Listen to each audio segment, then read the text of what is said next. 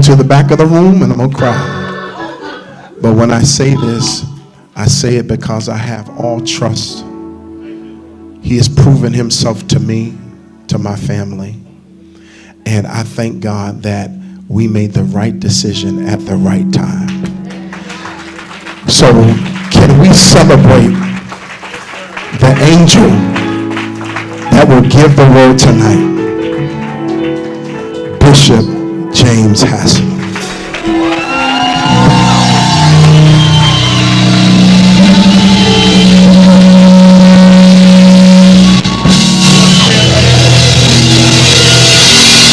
Come on, some.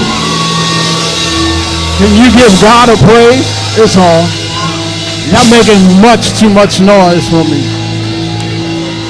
My Lord. Can y'all sit for a second and we're going to have church? I really came to have church. I'm just soaking in the place. My mother and father moved to Newburgh in 1982, and they bought a house across the street from my grandparents. And I remember we had just moved in. The house wasn't ready for us to be there, but my three brothers and my sister and my mother and my stepdad, we moved to Newburgh, and my parents just couldn't get along at night. It's a long story short, that in 1983, they sent us to live with my grandparents in the Bronx while they figured out how they want to stay together. They stayed together 40 years, but they needed us out the house for a little while. They sent us to my grandmother's house on 237th Street and White Plains Road. I live right, literally around the corner. This train, it shook my house every time it came by. 241st Street, or 241st Street is the last stop. I was in the 4th grade. My school was right around the corner.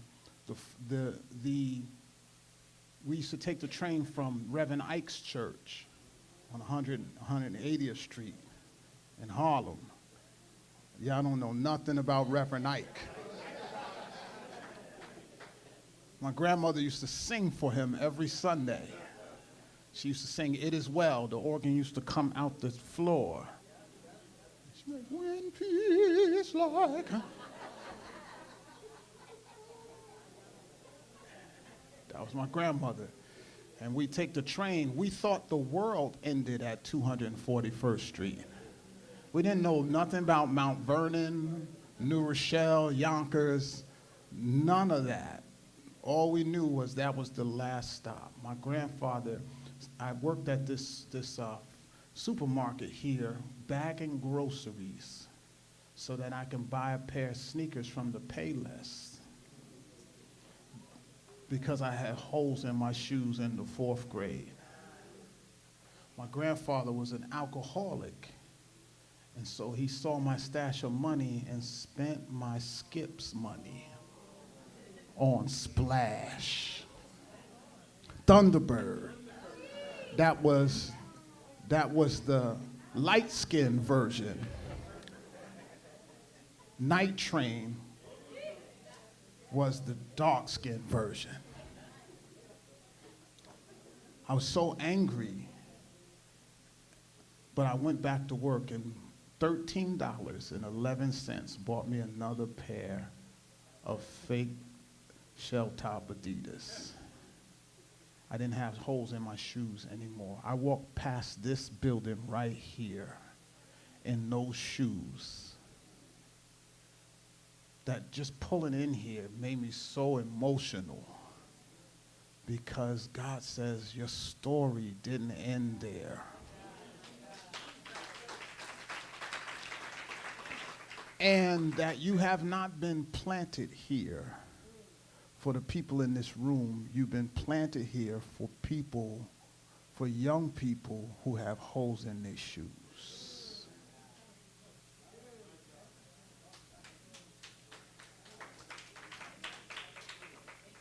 can you right now, as the choir comes, we're going to just have church and get this atmosphere right, but can you, for the next 2 minutes, give an offering of praise in this atmosphere for those who are going to fill this room 3 times a week, 3 Sundays a week.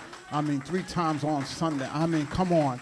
I want you to praise in every direction. I want intercessors right now to just begin to release. Come on. I want you to release prayers and petitions that in this stronghold, come on, discern what it is. Come on, look at the restaurants you drove past. The business owners, their children's children, those nestled in the building.